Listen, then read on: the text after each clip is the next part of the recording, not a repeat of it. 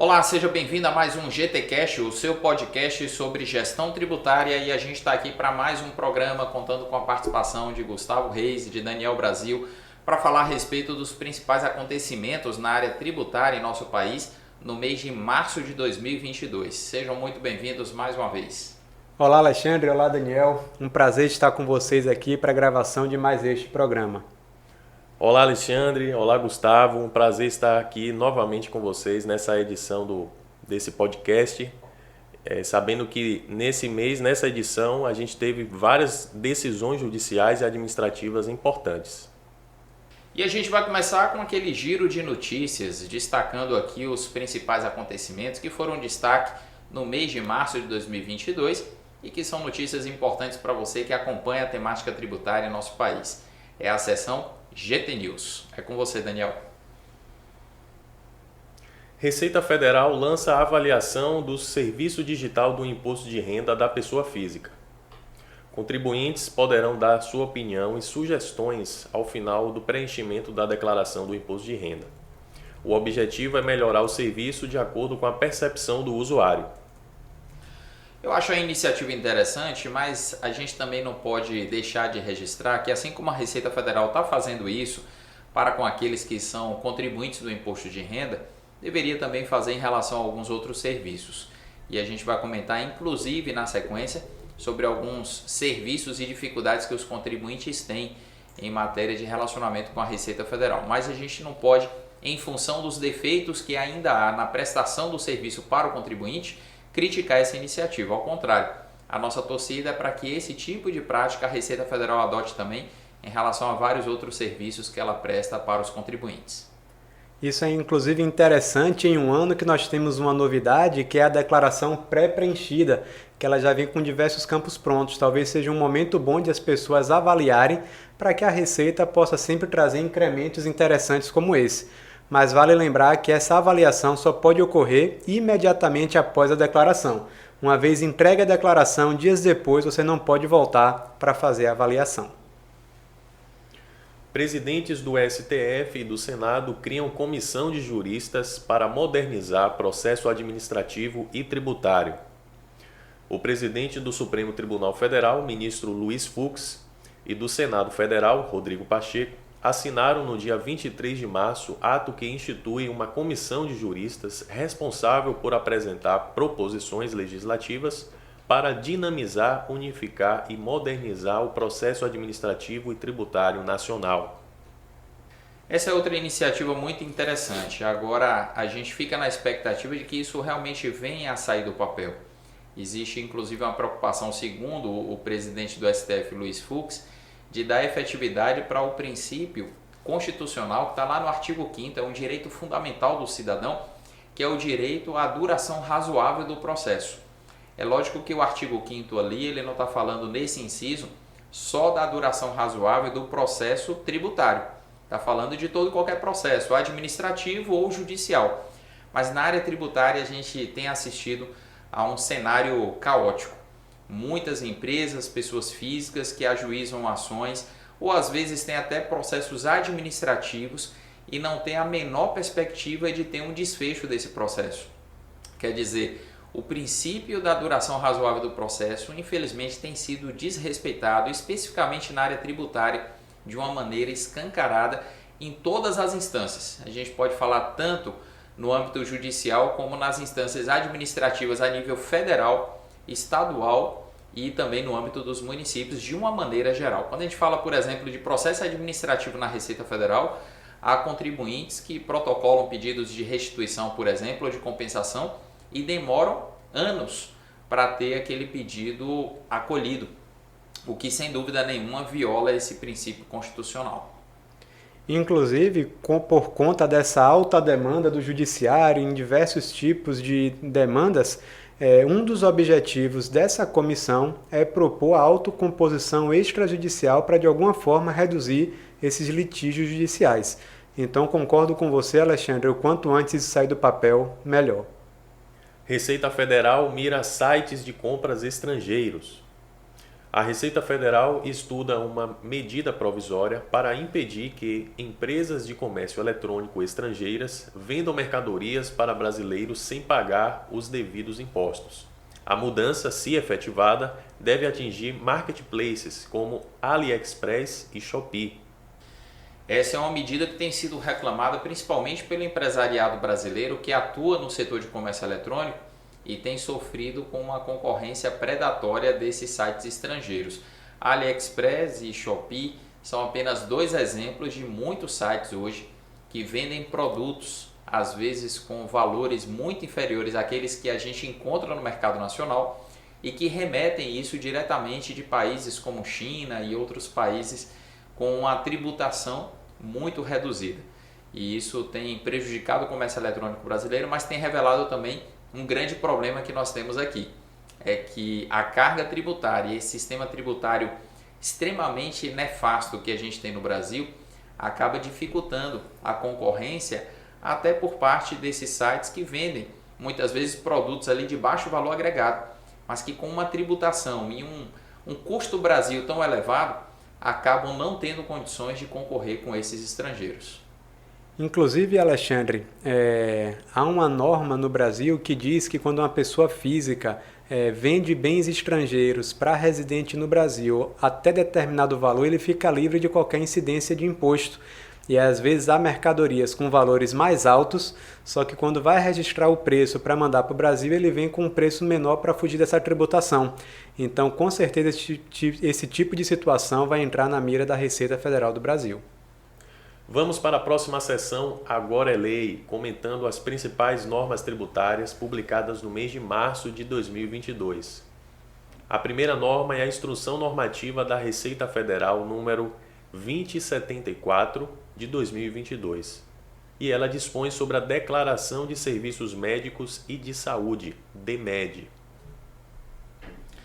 Essa declaração para a Receita Federal é muito importante porque ela obriga planos de saúde, clínicas, hospitais, pessoas jurídicas que prestam serviços na área de saúde de uma maneira geral, a apresentar as informações de pagamentos recebidos de pessoas físicas, a fim de fazer o cruzamento dessas informações com aquilo que é declarado na declaração de imposto de renda dos contribuintes como despesas com saúde. Lembrando que para efeito do imposto de renda, despesa com saúde é a única que não tem limite. Ela pode ser deduzida independentemente de quanto representa da renda do cidadão. Então é por isso que essa declaração foi instituída há muitos anos e a instrução normativa faz ali apenas uma atualização das regras com algumas poucas mudanças, algumas mudanças pontuais. Cabe apenas reforçar, Alexandre, que o artigo 1º dessa norma traz aquilo que é considerado serviço de saúde, que obriga a empresa a enviar essa declaração. E ali nós temos uma lista taxativa, tal como psicólogos, fisioterapeutas. Então a empresa da área de saúde que não presta algum daqueles serviços, ela fica dispensada do envio dessa declaração. Solução de consulta COSIT número 8 de 2022. A decisão afirma que a terceirização não se confunde com a empreitada, haja vista que esta pressupõe uma previsibilidade de cumprimento de uma determinada tarefa que se pode relacionar a uma obra ou a qualquer outro tipo de serviço. Essa solução de consulta, Daniel, ela é muito interessante porque ela visa basicamente diferenciar o que é empreitada do que é cessão de mão de obra. E essa distinção ela é muito importante porque a retenção do INSS em alguns serviços só é devida se o serviço for executado mediante cessão de mão de obra. E a empreitada se limita a alguns poucos serviços ali do artigo 117. Mas a Receita, aqui nessa solução de consulta, ao meu ver, acaba simplesmente reforçando o que a gente já encontra na própria Instrução Normativa 971 de 2009. Lá no artigo 116, ao falar da empreitada, apesar do texto ser um pouco grande, em tese a gente já costuma resumir que a empreitada é a execução de tarefa, obra ou serviço visando um objeto pretendido. Então, isso se difere da cessão de mão de obra porque a cessão de mão de obra envolve uma continuidade, que haja colocação à disposição de trabalhador e nas dependências do tomador indicadas por ele. E a Receita, no final, acaba reforçando mais uma vez que a subordinação não é mais um elemento caracterizador da cessão de mão de obra. Então, É uma solução de consulta muito informativa que a Receita não falou nada de errado, mas ao meu ver sobre um tema que já parecia ser pacificado. Aqui, Gustavo, eu acho que o grande problema que talvez o contribuinte quisesse ver esclarecido e não foi esclarecido é qual exatamente é o limite entre o que é cessão de mão de obra e o que é empreitada. Então a Receita Federal, como você colocou, em outras palavras, choveu no molhado, né? Falou aquilo que já estava na instrução normativa, mas não deixa claro, por exemplo, na prática, se uma empresa que contrata detetização e contrata isso a cada 6 meses, está contratando um serviço mediante cessão de mão de obra ou mediante empreitada. Porque na visão da Receita é um serviço contínuo, já que ele se repete periódico ou sistematicamente. Ao mesmo tempo é a execução de um serviço com o resultado pretendido, quer dizer, eu encaixo esse tipo de contratação nos dois conceitos. Eu tenho argumentos para enquadrá-lo em um ou em outro. E isso que talvez o contribuinte quisesse ver esclarecido através da consulta, no final das contas não foi esclarecido. A Receita só reforçou aquilo que desde o ano passado a gente vem destacando. Ela deixa de considerar o elemento subordinação como um elemento relevante para caracterizar a cessão de mão de obra. Agora, há uma boa notícia, que para muitos serviços essa diferenciação ela acaba sendo irrelevante. O próprio exemplo que você citou da detetização, se é mediante cessão de mão de obra ou empreitada, a retenção vai ser devida. Então é no mínimo um problema a menos para esses tomadores de serviço se preocuparem. Agora, para muitos outros, essa distinção que você está pontuando ela é totalmente irrelevante. E eu aproveito para lembrar que há tempos atrás a gente fez uma aula ao vivo com esse tema, falando das implicações dessa mudança de interpretação da Receita sobre o optante do Simples Nacional. E se de repente você que está assistindo a gente tem interesse em assistir essa aula ao vivo que a gente fez, foi um workshop online, nós transformamos isso em um mini curso a respeito desse tema e ele está disponível ali no site da Open Treinamentos. Ficou com um preço bem acessível para você que quer se aprofundar mais nessa discussão e vai encontrar ali o enfrentamento desse tema de uma maneira bastante aprofundada. A próxima norma é a Resolução CGSN número 167 de 2022. Altera a Resolução CGSN número 166 de 2022, que dispõe sobre o Programa de Reescalonamento do Pagamento de Débitos no âmbito do Simples Nacional, para ampliar o alcance do parcelamento para as microempresas e as empresas de pequeno porte.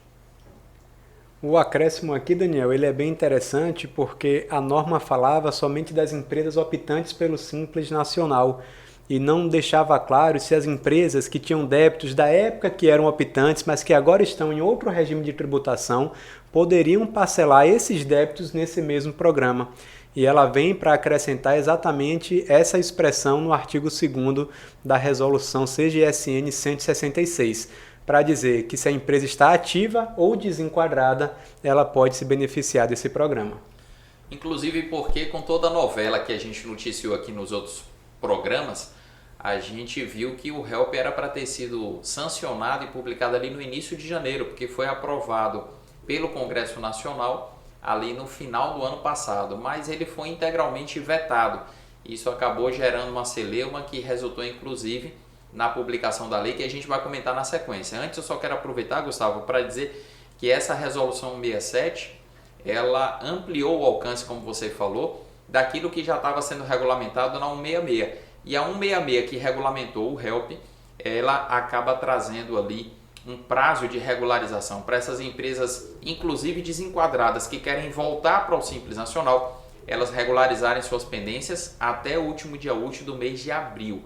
Como a gente está gravando esse programa aqui já no início do mês de abril, a gente ainda não viu até o momento a Receita Federal disponibilizar os aplicativos para adesão a esse regime. Então o prazo está cada vez mais curto, mas ainda dá tempo de a Receita Federal finalizar essa ferramenta para acesso ao HELP e adesão a esse programa, a fim de que as empresas possam, inclusive, se reenquadrar no Simples Nacional, aquelas que foram desenquadradas por pendências no final do ano passado. Lei Complementar número 193 de 2022. Institui o Programa de Reescalonamento do Pagamento de Débitos no âmbito do Simples Nacional, o HELP. Essa é a lei que a gente havia acabado de comentar, a lei que foi aprovada em dezembro, mas que foi publicada só agora, em 17 de março, porque o Congresso Nacional derrubou o veto. E esse veto, o Executivo também estava negociando com o Congresso para que ele fosse derrubado. A grande questão era, será que essa renúncia fiscal que o HELP vai acabar implicando, porque vai reduzir multas, juros, acréscimos de débitos do Simples Nacional, será que isso colocaria o Executivo ali em uma situação de ilegalidade diante daquilo que prevê a lei orçamentária anual, o teto de gastos e outras coisas mais? Nessa dúvida, acabou que o Executivo vetou integralmente o projeto, isso voltou para o Congresso e o Congresso, digamos, chamou a responsabilidade para si de derrubar esse veto e efetivar esse programa extremamente importante, principalmente após o período de pandemia. Por quê? Porque vai beneficiar milhares de empresas do Simples Nacional que não conseguiram arcar com os débitos do Simples através do chamado parcelamento ordinário, que não prevê nenhuma redução de multa e juros e prevê um parcelamento em no máximo 60 meses. Agora não, com o HELP, o parcelamento vai ser muito mais alongado, vai chegar ali a passar dos 12 anos o prazo para regularização para pagamento, e as empresas vão ter também reduções substanciais que estão diretamente relacionadas com a queda de faturamento no período da pandemia.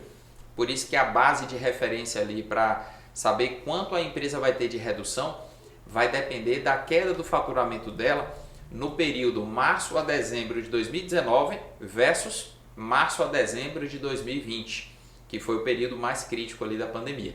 E assim, muitas empresas que sofreram bastante vão conseguir não só regularizar os seus débitos, como se reenquadrar no Simples Nacional, já que muitas acabaram desenquadradas. Solução de consulta COSIT 6002 de 2022 manifesta o entendimento de que o serviço de concretagem é considerado como serviço de construção civil para fins de aplicação da legislação relativa ao percentual de apuração do lucro presumido. Quando ele se refere aqui ao lucro presumido, ele está falando daquela possibilidade de empresas de construção civil apurarem um lucro presumido com uma base de 8% e não de 32%.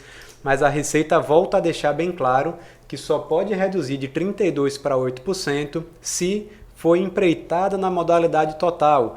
E mais uma vez, para o imposto de renda, esse modalidade total não se refere às etapas do projeto, mas sim ao fato de a empresa fornecer todos os materiais indispensáveis à obra e que também sejam incorporados àquela atividade. Então, cumprindo esses requisitos, a empresa que faz concretagem e está no lucro presumido pode apurar uma base presumida de 8% para fins de incidência do IR e CSLL. E mais uma vez, Gustavo, como você está lembrando algo que a gente já falou em outros programas, né?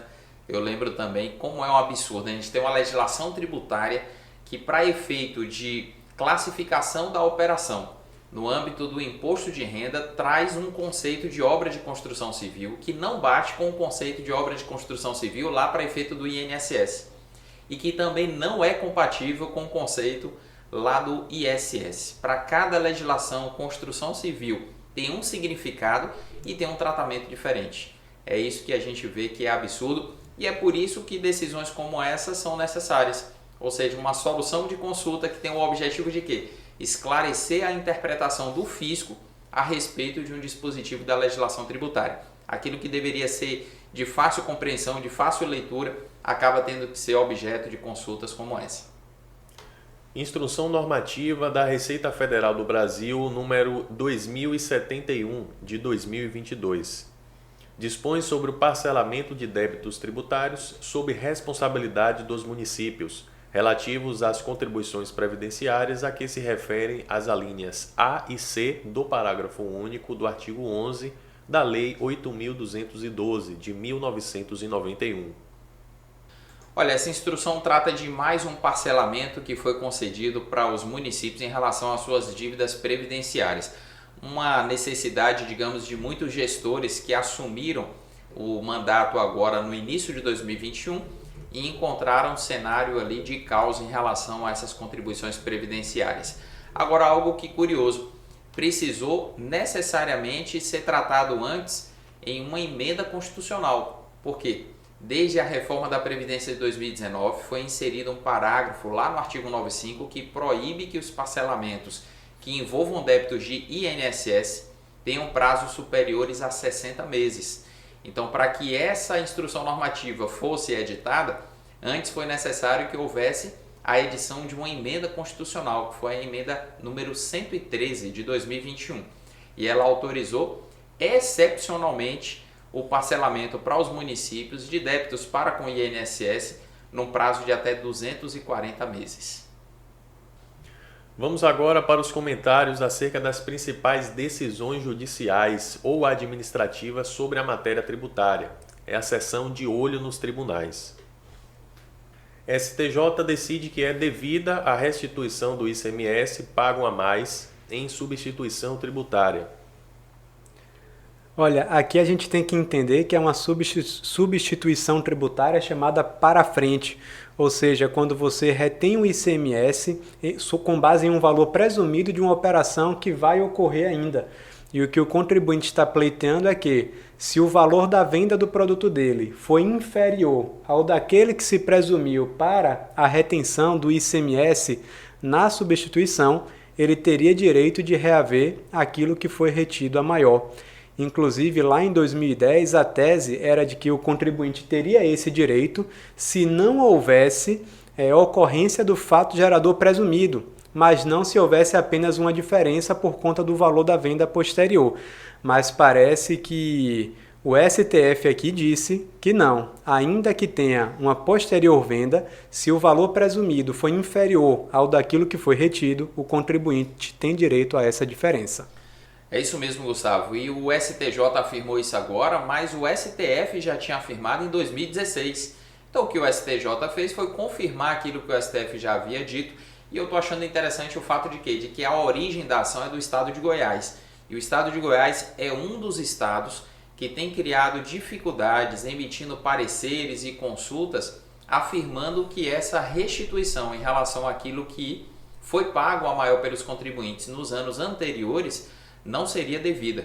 E isso sob o argumento de que o valor do ICMS pago a maior foi repassado para o contribuinte e seria necessário ter autorização do contribuinte. O contribuinte não, o consumidor, que é o contribuinte de fato, embora não seja de direito, seria necessário ter autorização dele, do consumidor, para recuperar esse imposto. Agora imagina um posto de combustível conseguir a autorização dos seus clientes para recuperar o ICMS que foi pago supostamente a maior nos últimos 5 anos. Nenhum posto de combustível conseguiria viabilizar a recuperação desses valores. Então o que a gente vê aqui em síntese é aquela filosofia que infelizmente é uma regra em nosso país. A fazenda pública, nesse caso que eu estou exemplificando aqui do estado de Goiás, se valendo de uma inconstitucionalidade que foi declarada pelo STF e resistindo à ordem judicial de devolver aquilo que foi pago a maior pelos contribuintes, especialmente pelos postos de combustível. Um absurdo, porque nem mesmo diante da derrota a Fazenda Pública Estadual está querendo admitir que precisa devolver o valor que é devido àqueles que pagaram a mais. STF define tese sobre incidência de PIS e COFINS sobre taxas de cartões. Os ministros do Supremo Tribunal Federal fixaram, por 8 votos a 3, a tese do julgamento a partir do qual a Corte concluiu que os valores retidos por administradoras de cartões a título de comissão integram a base de cálculo do PIS e da COFINS. A decisão ocorreu no recurso extraordinário 10.49.811. Essa é uma tese que já tinha sido discutida no âmbito de outros tribunais e que eu penso que o entendimento aqui é o entendimento mais razoável. A gente deve perceber o seguinte: quando uma loja vende um produto por R$100 e recebe esses R$100 no cartão de crédito, é natural que a administradora do cartão só credite na conta da loja o valor líquido, já descontada a taxa do cartão. Então, se a taxa do cartão é de 5%, vai cair na conta da empresa 95 e não 100. Mas não significa que a base dos tributos dela, que o faturamento dela foi no valor de 95. Ela faturou 100 e ela teve uma despesa para poder viabilizar o recebimento via cartão de crédito. Essa despesa foi de 5. Então aqui, semelhantemente a outras situações que a gente já discutiu em outros programas, eu entendo que a receita bruta é sim o valor antes de descontar da taxa do cartão. Por isso eu entendo que a conclusão que foi adotada aqui é a conclusão mais coerente, inclusive com os conceitos de receita do ponto de vista contábil. STJ afasta a prescrição intercorrente em caso que ficou parado 9 anos. A prescrição intercorrente ocorre quando, após a citação, a execução fiscal fica paralisada por 5 anos por inércia exclusiva do exequente, no caso, o Distrito Federal. Este foi o entendimento do STJ sobre demanda envolvendo a Fazenda Pública do Distrito Federal contra uma transportadora. Aqui, Daniel, você falou algo interessante, que essa prescrição intercorrente é quando a execução fica paralisada por 5 anos por inércia exclusiva do exequente. No caso concreto, lá no ano de 2000, houve um pedido da Fazenda para que leiloar um bem penhorado. E o processo só voltou a andar em 2009. E o que foi que o Tribunal de Justiça do Distrito Federal entendeu? Que o processo ficou parado não por culpa da Fazenda Pública, ou seja, do exequente, mas sim por culpa de uma inércia do próprio Poder Judiciário. Então não haveria por que aplicar essa prescrição intercorrente e por isso o processo voltou a tramitar.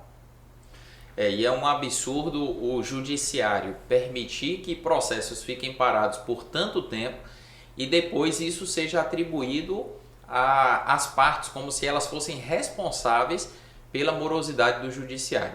E olha que a gente está vendo um exemplo aqui nessa notícia, mas que a gente poderia dizer, ele acontece em um volume muito significativo de processos Brasil afora. Principalmente se a gente for considerar que há tempos atrás a competência para executar os débitos tributários via execução fiscal de competência da União não era da Justiça Federal nas comarcas em que não havia subseção judiciária da Justiça Federal. A competência era da Justiça Comum. Então a gente tem ainda espalhados pelo Brasil aí muitas execuções fiscais que são da União, mas que estão tramitando em tribunais de justiça estaduais. E às vezes em comarcas de interior, onde o procurador da Fazenda Nacional nunca pisou os pés. E essas ações às vezes ficam paradas lá por anos e anos, e imputar a responsabilidade pela morosidade do judiciário ao exequente é algo que tem que ser feito com muita responsabilidade. Se realmente o exequente não adota qualquer tipo de providência para movimentar o processo e dentro daquelas condições que estão previstas na própria lei de execução fiscal. Por isso eu entendo que também a decisão do STJ aqui foi bastante acertada. Ganhos decorrentes de incentivo fiscal não compõem base de cálculo do Imposto de Renda à Pessoa Jurídica e CSLL, diz STJ. Os ganhos obtidos por uma empresa mediante incentivo fiscal, concedido por Programa Estadual de Desenvolvimento Econômico, não devem compor a base de cálculo do Imposto de Renda da Pessoa Jurídica e da Contribuição Social sobre o Lucro Líquido. Esse foi o entendimento adotado pela primeira turma do Superior Tribunal de Justiça para dar provimento ao recurso especial ajuizado por uma empresa de refrigerantes com o objetivo de afastar da incidência desses tributos valores não recolhidos aos cofres públicos por causa de incentivo fiscal do governo de Santa Catarina. Essa é outra tese que já vinha no radar ali de muitos contribuintes que são beneficiados com incentivos fiscais, principalmente no âmbito do ICMS, e que tem a obrigação, por força das normas de natureza contábil, principalmente em função das orientações expedidas pelo Conselho Federal de Contabilidade, de registrar como receitas, inclusive os valores desses benefícios. E registrando isso como receita e lançando a contrapartida ali em contas redutoras, acaba que a receita ela não reflete no valor bruto ali aquilo que efetivamente a empresa vai ter que pagar. Mas no reconhecimento do direito de abater esses valores ali para efeito de imposto de renda CSLL, o judiciário afirma que essa contabilização, embora importante para demonstrar o tamanho, a dimensão do benefício fiscal que a empresa obteve, isso não vai influenciar no pagamento de um imposto de renda e uma contribuição social maiores. Vamos agora para a última etapa do nosso programa, que é voltada para responder dúvidas dos nossos ouvintes. É a seção Pergunte ao Especialista.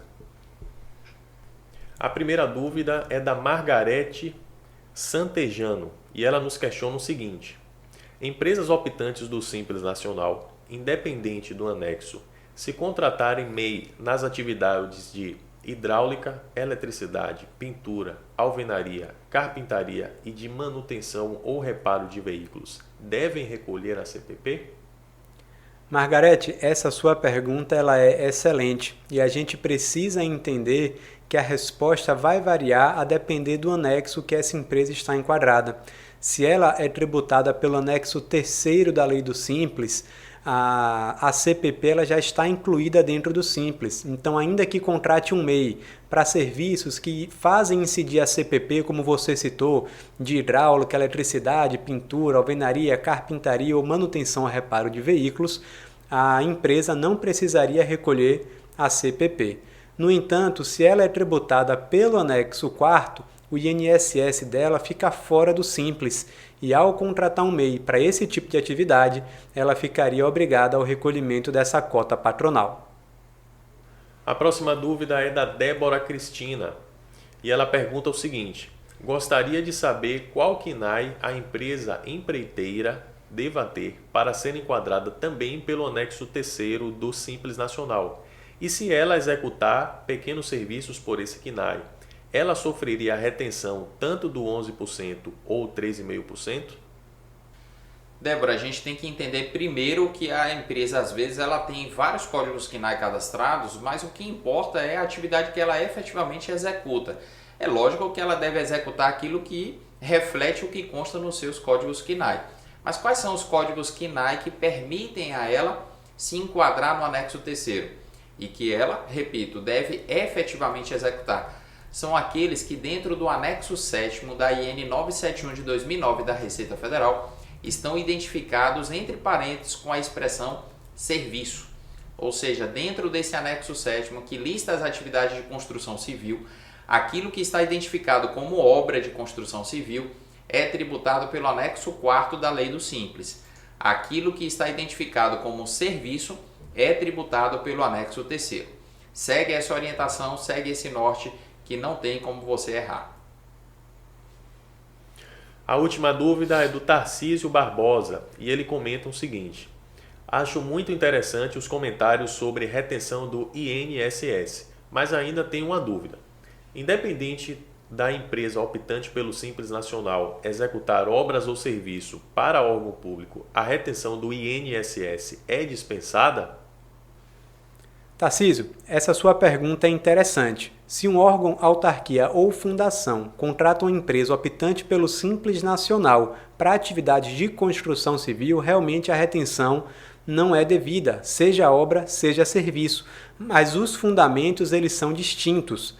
Ao contratar uma obra, a Instrução Normativa 971 de 2009 dispensa a retenção para esse tipo de tomador, ou seja, órgão, autarquia e fundação está dispensado da retenção do INSS na contratação de obra de construção civil, seja a empresa do Simples ou não.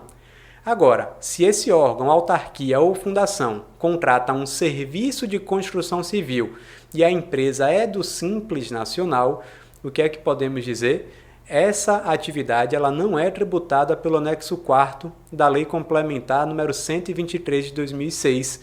Logo, a retenção está dispensada. A retenção do optante do Simples só será devida se a atividade for tributada pelo anexo 4º. Então, por um fundamento ou por outro, um órgão, autarquia ou fundação que contrata empresa do Simples para atividade de construção civil, ela está dispensada da retenção. E me parece, Daniel, que como você pontuou, essa era a última pergunta que tínhamos para responder hoje. Já gostaria de deixar aqui meu agradecimento e dizer que foi muito bom participar desse programa. É isso mesmo. Hoje o programa foi muito interessante, com muitas decisões relevantes. E eu gostaria de agradecer a audiência de todos e até o próximo programa. Também encerro por aqui minha participação agradecendo a você pela audiência e lembrando que no próximo mês, se Deus permitir, a gente volta aqui trazendo os principais acontecimentos na área tributária no mês de abril de 2022. Um abraço e até o próximo programa.